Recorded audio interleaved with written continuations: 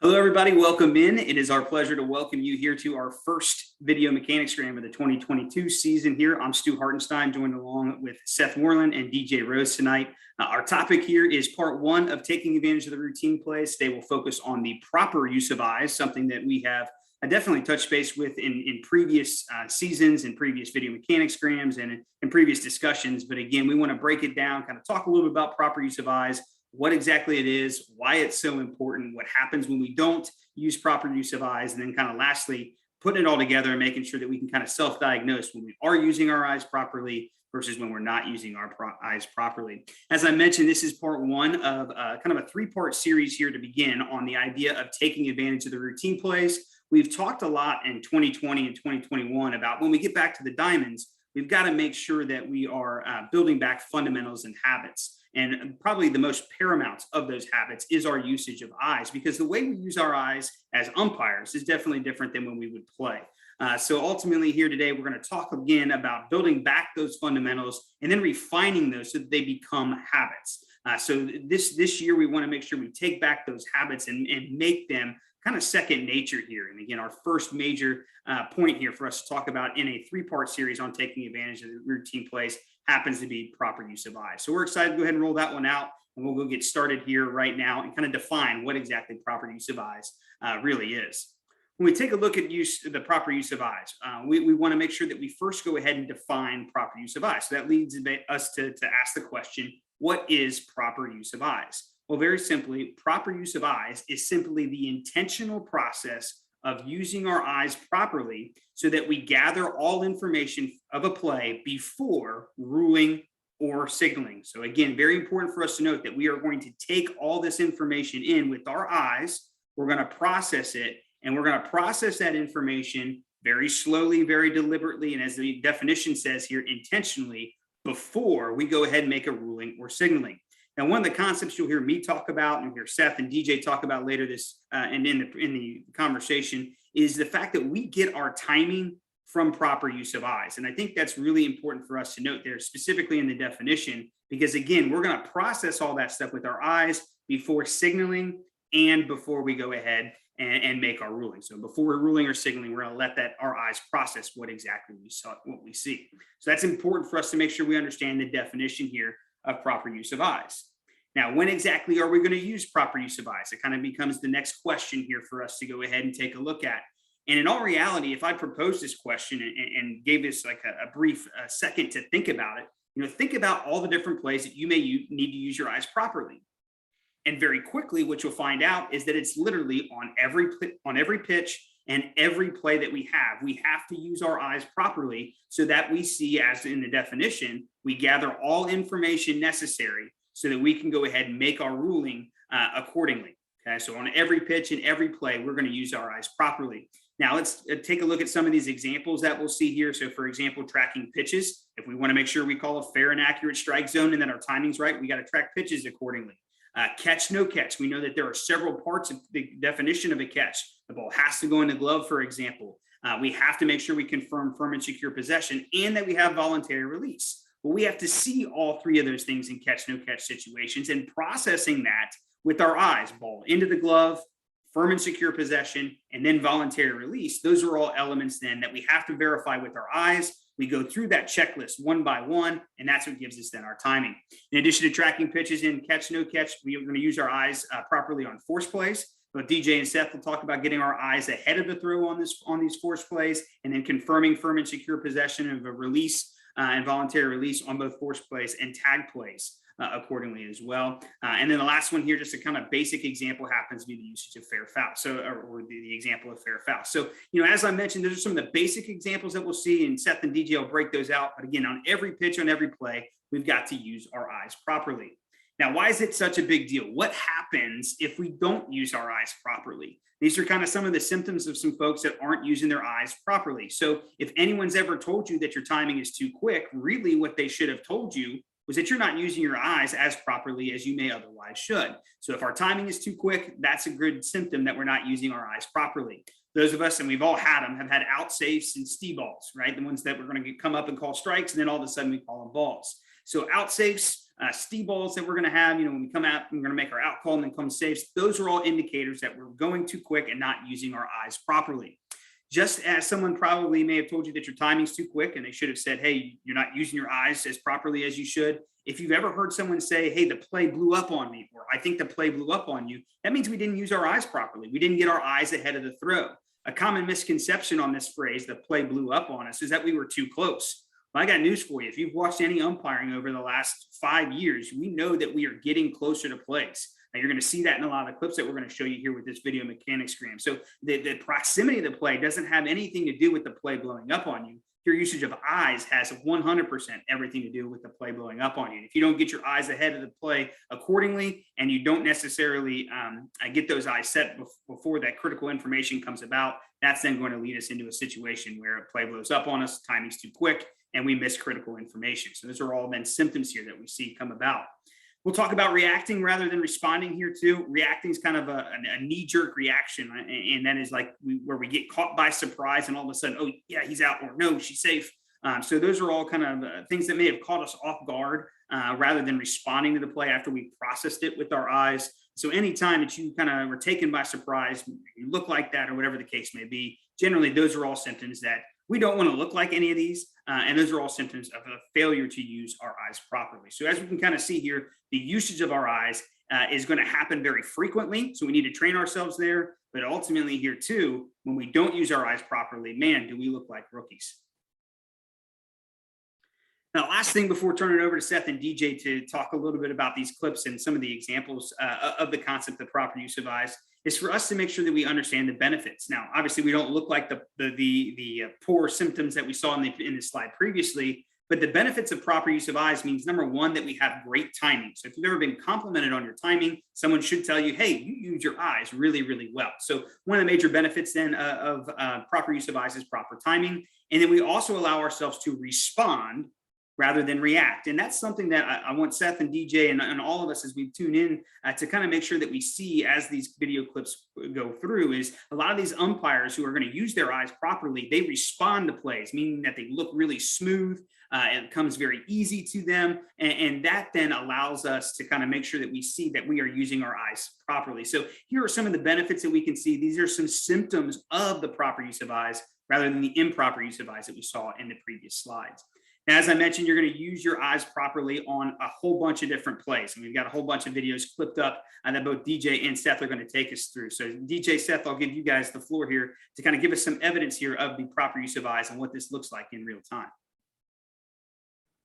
Awesome, guys. Well, as we're going to dive right in here, as we get into a proper use of eyes and some of those basic things that we touched on there in the beginning.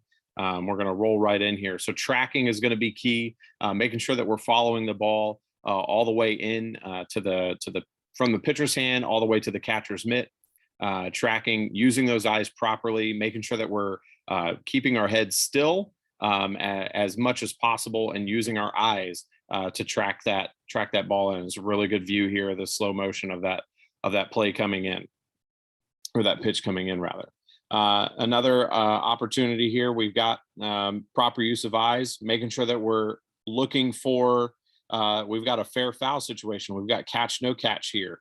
So again, just making sure that we get ourselves into a position, not necessarily overly hustling, but moving quickly and efficiently to an appropriate point to where we can make this call. As we see here, keeping ourselves on the line, we're going to observe. I love this look here by this umpire. Even though it's obviously the ball's on the ground, it's an obvious, as some would say, no catch. Still, you can still see this umpire's head move to the left very briefly there and follow that ball, and judge that this is a fair ball. Right there, a slight head movement, okay, and then no catch. And some would say that signal is not warranted, but we've got a ball in or on the glove. I don't think there's anything wrong there with giving a signal. Again, a catch. So we need to make sure that we're watching the ball all the way into the glove. We're confirming firm and secure possession, and then voluntary release. So again, on this play, a fly ball out into left field.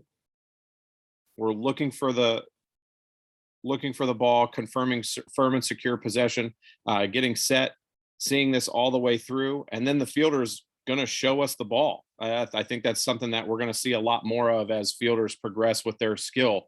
They're going to show us the ball. They're going to let us know that they have it. So as again, you can see here, this umpire hasn't made the call right there, getting the ball. We've confirmed firm and secure possession, a nice tall out call. Tag plays and force plays, again, confirming firm and secure possession and voluntary release with our eyes. As a really good look here by this umpire, just a glance up, looking right for the glove there. And again, another fielder showing us the ball.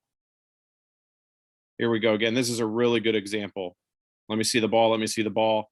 And then an out call there. I'm going to take that one back for you guys again. Oop, not far enough. There we go. So umpire's in position to make this call. Show me the ball. There it is. And an out. So again, I can't stress enough, as Stu talked about, with the examples of, somebody telling you that you were too quick. Well, you didn't use your eyes properly. This is a great example here by this umpire of using his eyes properly, and he's not quick. He's not slow. He's using his eyes properly. To chime in there, timing or proper use of eye. Timing is not a set amount of time after a play is called. If you were told to count to 2 and then make your call, that's also not accurate information, not accurate teaching. It's firm and secure possession, sometimes voluntary release, and then make your call. It has nothing to do with time, even though we use the word timing. Again, here we've got this play, a force play. We've got our eyes ahead of the throw. That's going to be really, really important here. As far as force plays, especially at first base, we need to be able to make sure that the throw is a true throw, and we can read that fielder in case we're going to have a swipe tag or anything like that. We've got this umpire, eyes are ahead of the throw. We're going to establish that the ball at this point has beat the runner. And then here you can see this umpire look up. He's got the possession, and now he's got voluntary release. He's making direct eye contact there. And so he's going to go ahead and rule out. Same situation here. This umpire gives a good head nod. Speaking from personal experience, the head nod is something that I adopted just to kind of get myself into that rhythm. I don't use the head nod anymore, but as trying to learn proper use of eyes over the course of the last 2 to 3 years, the head nod is something I was doing a lot of pointing, like affirming myself.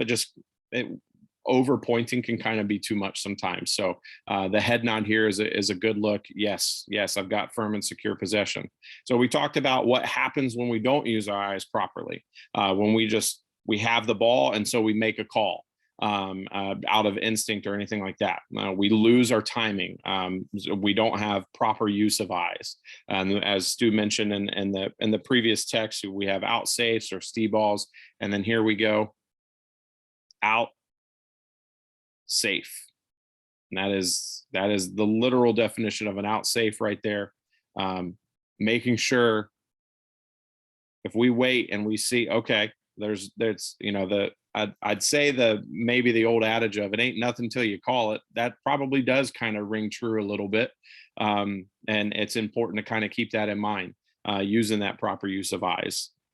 So move on. So how do we build the habits of using our eyes properly?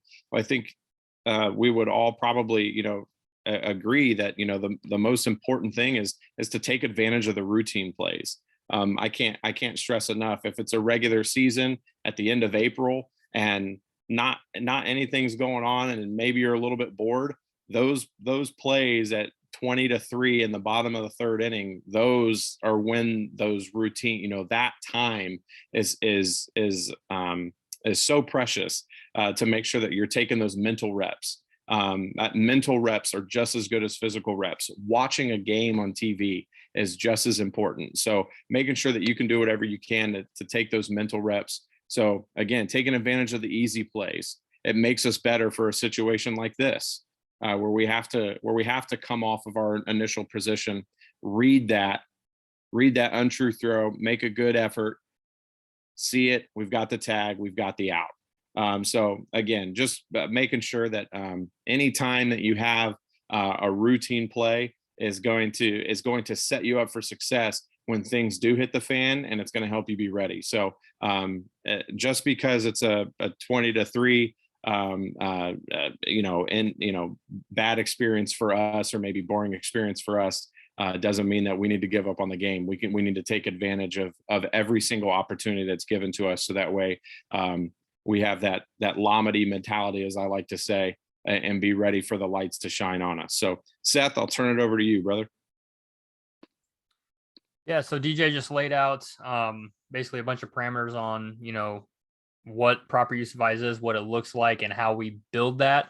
So as we go forward with these next few clips, these are kind of what as we're building our proper use of eyes, this is what we're building for, is we're building for these other plays that require proper use of eyes, that are a little more involved than a typical, tag or force play. So hit by pitches versus foul balls, it's really important to make sure we're seeing how, the ball comes in on the batter. And if, we see it ricochet hard off, it's probably getting some bat. If we kind of see it thump and fall, it's probably getting more body than bat. Also using our ears. I know this is about eyes, but ears are important there too. Home run versus ground rule double, make sure we're seeing that ball disappear over the fence rather than coming in front and then bouncing over. Interference versus obstruction, we got a great clip on that one coming up that I can talk through. And then also reading our partners, make sure we're looking to see what our partners are doing, so that way we also are on the same page with them if we have to move and rotate and cover something they have. That way we know we're supposed to do that. So here in this first clip, this is this interference versus obstruction clip. So a lot of things going on here. It's a rather seems like a rather mundane play at first, but there's a lot going on. So right as this ball's hit, we have potential tangle, untangle, or interference obstruction. And what we're looking for here is, one, we're looking to see if that ball hit the runner. Then the next thing we're looking to see is if that fielder, we have two converging fielders. So now we have to make a decision on who's entitled to this ball. And then once we make that decision, now we have to make the decision of, okay, I'm entitling the shortstop to this ball. Is the shortstop's ability to field this ball interfered with by the runner? And we see here that it's not. So there's already three decisions we've already had to make in the amount of a second that's requiring us to use our eyes. And then from there, it comes over. And I want to highlight this umpire too, who does a fantastic job of getting his eyes ahead of the throw. Because if you watch this clip again, we'll let DJ play it one more time. This is one of those plays that if you do not get your eyes ahead of the throw, it's very easy to call this player out.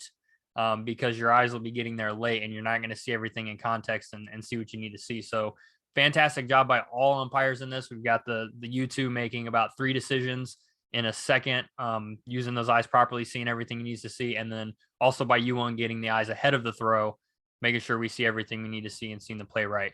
This play, we got a bunted ball that's going to hit the batter. And you can see immediately, as this play develops, our umpire's eyes go straight to where that ball's at. So you can see it clearly, gets him right there in the thigh while he's out of the box. And see if you can freeze it on that one frame, DJ. I don't know if you'll be able to, but right after our player bunts the ball, you're going to see our umpire's mask look right towards it. And it was right there at the beginning of that. You could see him looking exactly right at that ball as it came up and got the runner. So we'll let it go right there. You can see our umpire's mask right on the ball, seeing everything. And he immediately comes up. Yep, I've got it. There's an out. Hang on. We've got something here. So two fantastic clips of umpires really using their eyes properly for those non-ordinary plays that we so often find ourselves in. And then how are we going to self-assess ourselves using these proper use of eyes? So really, once you're using your eyes properly, when everything kind of starts to slow down, everything kind of goes frame by frame, and you're really seeing absolutely everything you need to see to give us this good timing that we've been talking about, which is proper use of eyes. And that's how we're going to know. And it's going to feel like you're responding to something versus reacting to something. So responding is taking the information that is given to us and then doing something with that information. And in our field, it would be okay. Here's the information. The ball's there in the kid's glove. He's stepping on the bag. Then the runner hits the base. Okay, what am I going to respond with? I'm going to respond with an out. There's our out. Whereas reaction is really kind of feeling like you get caught by surprise on something. And what happens when you the easy one to talk about when you react is if you don't get your eyes ahead of the throw and you follow that throw all the way in. Well, now all of a sudden you have to react to what's in front of you. And a lot of the times it's going to be incorrect because those are the ones that are the bang bang plays that you really need to get your eyes ahead of. So responding versus reacting, taking the information and then doing something with that information rather than kind of reacting to it as the information is being given to you. Again, making the game's going to feel like it slows down and you're really going to feel like you see every bit of a play. And this play we got coming up is Brian DeBrouwer working first base. We got a ground ball to the shortstop. And what you're going to see is the first thing you're going to see is we're going to see an untrue throw by the shortstop. Pretty easy to see that. And then as you look, as we come into frame, Brian's already moving, which tells us he saw that untrue throw. He got his eyes ahead of that throw. And then he responded with the correct movement, which he knows is going to take that first baseman off the bag. And he's probably going to have a swipe tag. So you see him come forward to read that play. And he's reading that right about now. He sees that untrue throw. He's already starting to adjust, move, and you see him. Excellent look at the play. No tag. Touch the base right there with the lean. Yep, I've got this. Safe, safe, safe. And again, he makes it look easy, and that's the key there, right? If we're making it look easy, or a play like this felt easy to us as it's happening, that's how you're using your eyes properly. That's how you're responding to the information you're being given by the players and the game, rather than reacting to and getting caught off guard and having, like Stu said, a play blow up on you. That's what happens when you react. When you respond, you've got everything and you make it look just like this. And it's a fantastic job by Brian. Seth and DJ have given us a really good foundation of understanding, number one, what proper use of eyes looks like. And then first off and foremost, that we've got to take advantage of the routine plays, as DJ said, and made points of, even in those 20-3 games of building those habits. And putting it all together allows us to get the more difficult plays that Seth kind of had go through. And that's the important building block, is taking advantage of the routine, the easy ones as DJ presented, those ones that we have every single pitch and every single play. That way, when we get kind of something a little bit more challenging, as we saw in Seth's clips, we've already trained our eyes. And then, as he mentioned, we are responding to those plays based upon a frame by frame, read of that play, so that we can go ahead and look smooth and look like we've done this essentially before. Brian DeBrouwer in the last clip, a great friend of Little League Baseball, but he put it together. And here's another great one for us to kind of see. This time he's U2. And if we kind of take a look at it, this seems to be like a pretty, basic play. Close Call Sports actually featured this one as their play of the month in April. And, Brian gets this one right. It gives the replay and things like that. So we can talk about the mechanics, the usage of the wedge and things like that. But here's what allows him to get to that position. If we freeze it here and kind of take it frame by frame right there, go ahead and hold it there for us, DJ. You take a look at what Brian's looking at as U2. You may say that he is looking at R1, and that may be a case. He may look at R1, but as you see, R1's heading back. The more critical information here is that they're using a 4-umpire system here. And what Brian has to read is his partner. So not only are we trying to read the information of the play as it happens, as we've talked about in every previous clip, the other way that we can use our eyes properly is to make sure we check on what our partners are doing. Now, if you think about it, the situation here is runners at first and second. Okay. And if we hold on here, what we've got to think about is, with the ball in the air and converging fielders, we're going to have to, as U2 in this situation, read to see if our partner U1 is going out.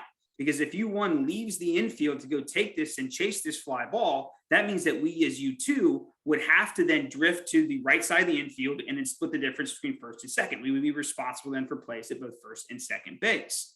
Well, when Brian sees this one in the air and he checks over his right shoulder, yes, he may be looking at R1, but I can guarantee you the other thing that he's looking at is his partner, so that he knows what his steps have to be. Is he going to have to drift and pick up first and second because U1's out? Or is he going to be just responsible at second base? And then if so, that means he can get in position to wedge. So as you see here, he's looking at U1. He's now read that U1 is staying and that he's not out to cover this one. So now as we take a look at it frame by frame, you can start to see Brian start to move into the cutout and into the dirt, because he knows he could potentially have another play coming into him at second base. And as you see here, he's moving closer to second base. He's got R2's tag, and then he's got any secondary action back into second base. Now, Freeze, we see that he has made the read. He knows by looking over his shoulder, U1 did not leave, so he can stay closer to second base and then begin to wedge if a play develops. He stays close, and this allows him to take 2 or 3 steps here into position. And this is why he got featured as Close Call Sports' Call of the Month. He's able to read that number one, reading that one correctly, that U1 was staying, allowed him then to wedge this one up. And then all of a sudden, he is in picture perfect position with the wedge to execute, then staying in the window, runner sliding at him, all that good stuff of the wedge to go ahead and make a really, really good call. It looked like he was out. The replay showed that the runner kind of took back his one hand and reached over with the other one. So just a really good look here at proper use of eyes, not only in terms of processing the information as it happens, ball and fielder and runners and everything else. The proper use of eyes also requires then us to take a look at our partners so that we can make the right reads and basically end up on a highlight reel, just as Brian did there for Close Call Sports, and for us to go ahead and use as a great demonstration. Now that'll go ahead and wrap things up here for our first video mechanicsgram of the 2022 season. We thank you for your attention here to our conversation on proper use of eyes. When we get back together next week, we'll take a look at part 2 of taking advantage of the routine plays, where we're trying to build back those habits. We'll move on from proper use of eyes and rather take a look then at chest to ball as the fundamental that we'll take a look at to take advantage of the routine plays and continue to build back those habits and make them second nature as we return back to the diamonds in 2022. Appreciate everyone's time. Look forward to seeing you in our next video mechanicsgram. We'll see you then.